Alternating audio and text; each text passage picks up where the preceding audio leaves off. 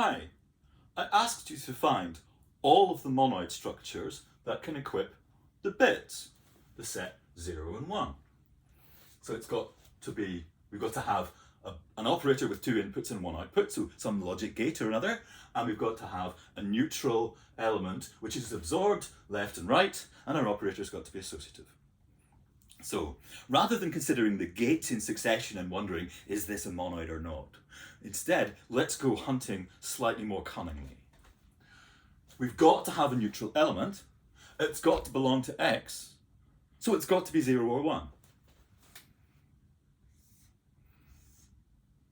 So that's our first question. What's E? If we choose 0, we go one way. If we choose 1, we go another. Now, let's think about the truth table for our operation.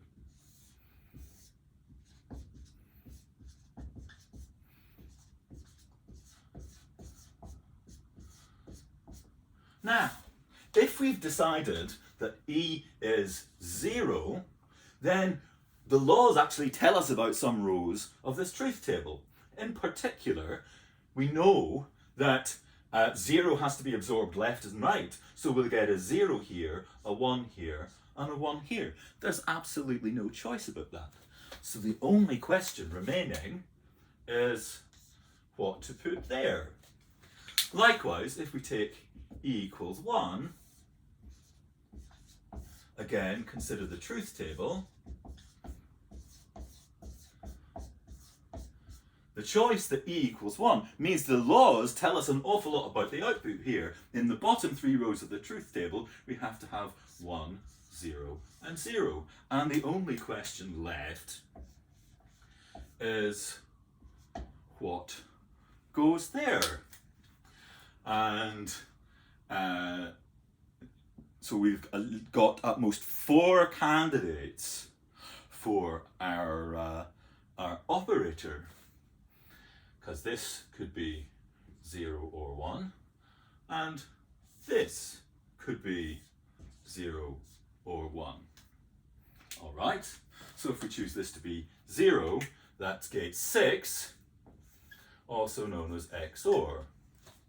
And if we choose this to be 1, that's gate E, also known as OR. Likewise here, if we choose 0, this is gate 8, also known as AND. And if we put a 1 here, we get gate 9, also known as equality.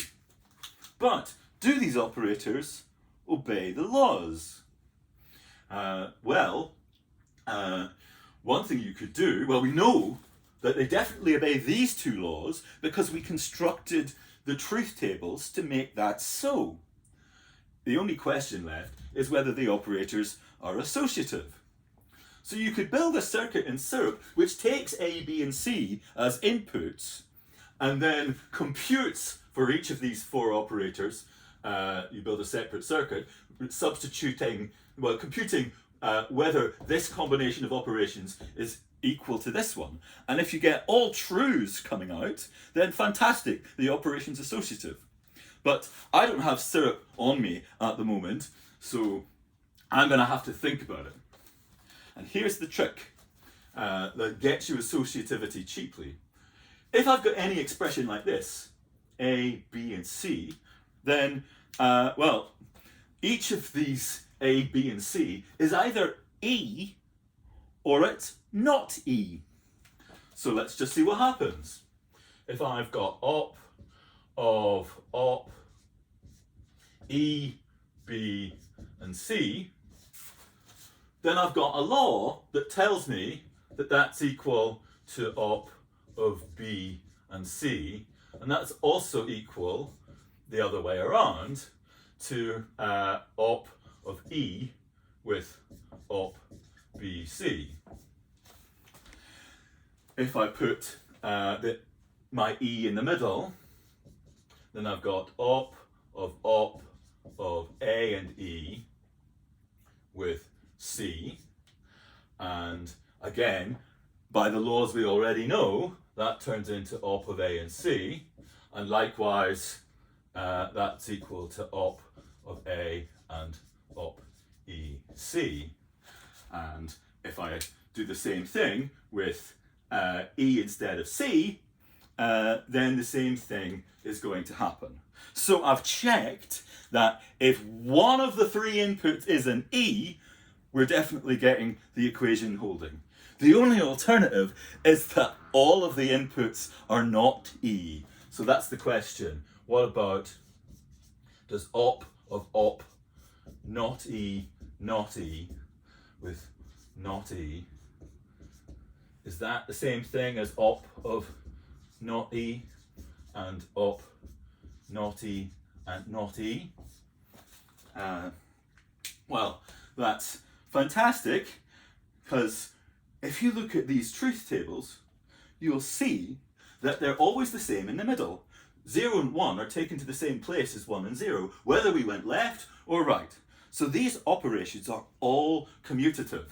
And that's enough to see, well, that these two, this thing is the other way around from that thing. We've just swapped the inputs around, and we know that that won't change the output. So yes, they're associative.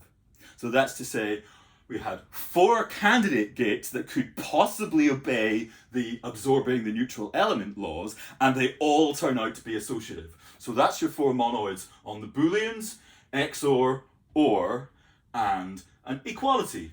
XOR has neutral element 0, so has OR, and has neutral element 1, and so has equality. And they all do interesting things when you combine multiple inputs. So OR tells you if any of a whole bunch of bits is true, whereas XOR tells you if an odd number of bits is true. Likewise, AND tells you if all of the bits are true, and equality checks whether you've got an even number of zeros. So they all do something. And you can tell, actually, that also they're related by monoid maps. That XOR and equality are related by negation. One of them is just the other one in Australian. And likewise, OR and are related by the monoid map negation. Those are just De Morgan's laws. So we've got 2 pairs of monoids, and we know we've caught them all.